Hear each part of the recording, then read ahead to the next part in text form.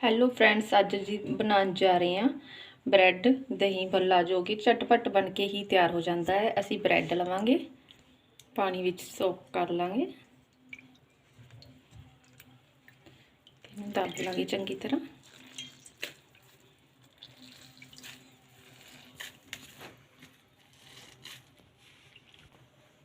ਇਹਦੇ ਵਿੱਚ ਅਸੀਂ ਥੋੜੇ ਜਿਹੇ ਡਰਾਈ ਫਰੂਟ ਪਾਵਾਂਗੇ,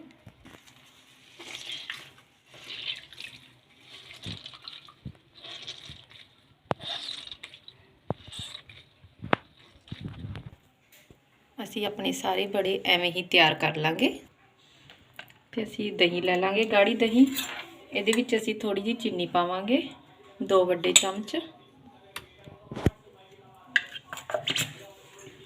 ਤੇ ਇਹਨੂੰ ਚੰਗੀ ਤਰ੍ਹਾਂ ਮਿਕਸ ਕਰ ਲਾਂਗੇ।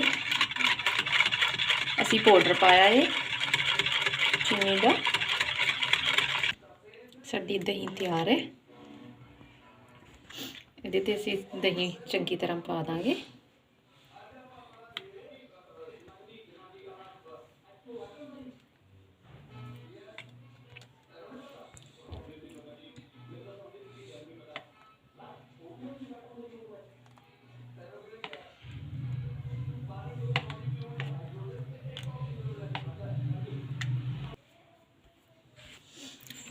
ਤੇ ਅਸੀਂ ਖੱਟੀ ਮਿੱਠੀ ਸੌਸ ਲੈ ਲਾਂਗੇ, ਇਮਲੀ ਵਾਲੀ।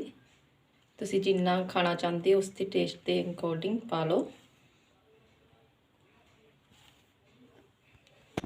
ਅਤੇ ਹਰੇ ਪੁਦੀਨੇ ਧਨੀਏ ਦੀ ਹਰੀ ਚਟਨੀ ਲੈ ਲਾਂਗੇ ਅਸੀਂ।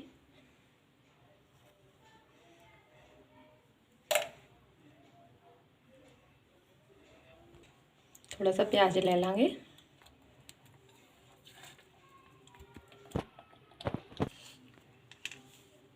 ते सेब ले लांगे असी।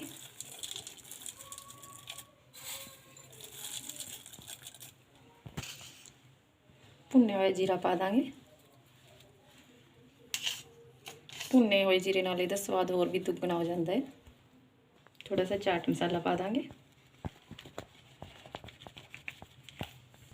साडा दही भल्ला ब्रैड का भल्ला बनया तैयार है।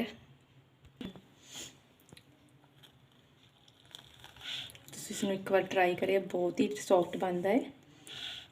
मेरे चैनल नूं लाइक करियो, सबसक्राइब करियो। Bye bye.